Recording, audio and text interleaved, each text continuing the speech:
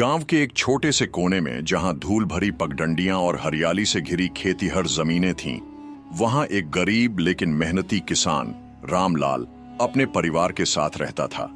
उसके पास ज्यादा जमीन नहीं थी, लेकिन मेहनत और ईमानदारी में उसका कोई मुकाबला नहीं था। गांव में हर कोई उसे सम्मान की दृष्टि से देखता था। रामलाल के पिता हमेशा कहते थे, बेटा, एक छोटा सा बीज भी सही जगह और सही देखभाल पाए तो वह बड़ा पेड़ बन सकता है। यह बात रामलाल के दिल में बस गई थी।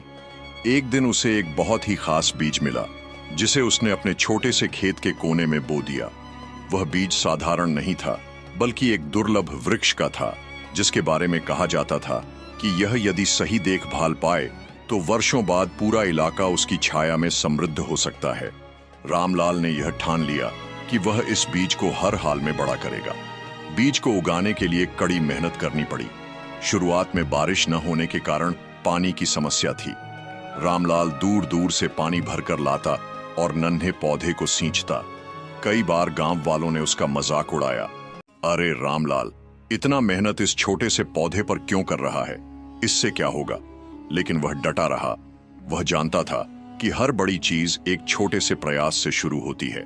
उसकी पत्नी सीमा भी उसका पूरा साथ देती थी। वह जब भी थक जाता, सीमा उसे हिम्मत देती। रामलाल, हर बड़ा पेड़ पहले एक छोटा बीज ही होता है, हमें बस धैर्य रखना होगा। रामलाल के दो बेटे थे, मोहन और सुरेश। मोहन पढ़ाई में होशियार था और बड़ा होकर शहर जाकर नौकरी करना चाहता था, जबकि सुरेश अपने पिता की तरह खेती में रुचि रखता था। दोनों बेटे अपने पिता के संघर्ष को देखकर प्रेरित होते थे और जब भी मौका मिलता वे भी पौधे की देखभाल में मदद करते। समय बीतता गया, पौधा बड़ा होने लगा, लेकिन मुश्किलें खत्म नहीं हुईं। एक बार गांव में भारी तूफान आया, जिससे उसके खेत को बहुत नुकसान हुआ। कई पेड़ गिर गए, लेकिन रामलाल ने अपने पौधे को बचाने के लिए रात भर उसे सहारा दिया। बारिश में भीगते हुए भी उसने उसे गिरने नहीं दिया।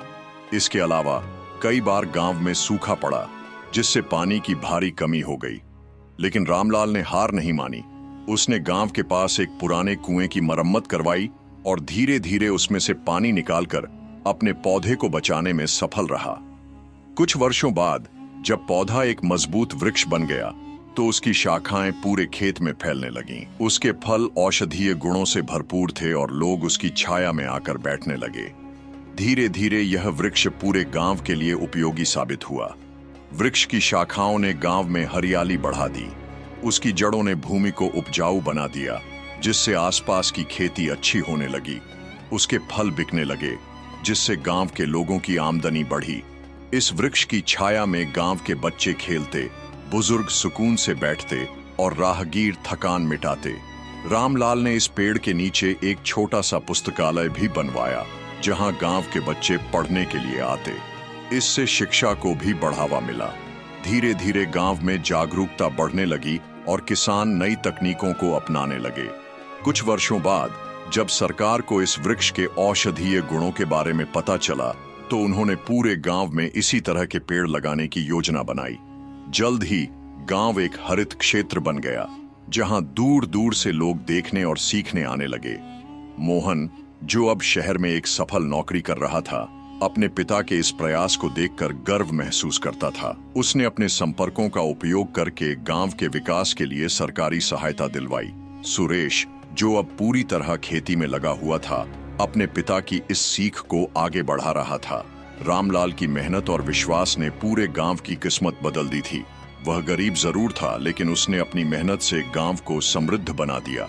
एक छोटा सा बीज, जो एक समय सिर्फ मिट्टी में दबा हुआ था, अब एक विशाल वृक्ष बनकर पूरे गांव को छाया और समृद्धि दे रहा था। जब लोग रामलाल से उसकी सफलता का राज पूछते, तो वह बस यही कहता, हर बड़ा बदलाव एक छोटे बीज से शुरू होता है, बस हमें धैर्य और मेहनत करनी होती है। गांव में अब हर साल एक उत्सव मनाया जाता था, जिसमें इस वृक्ष की पूजा की जाती थी।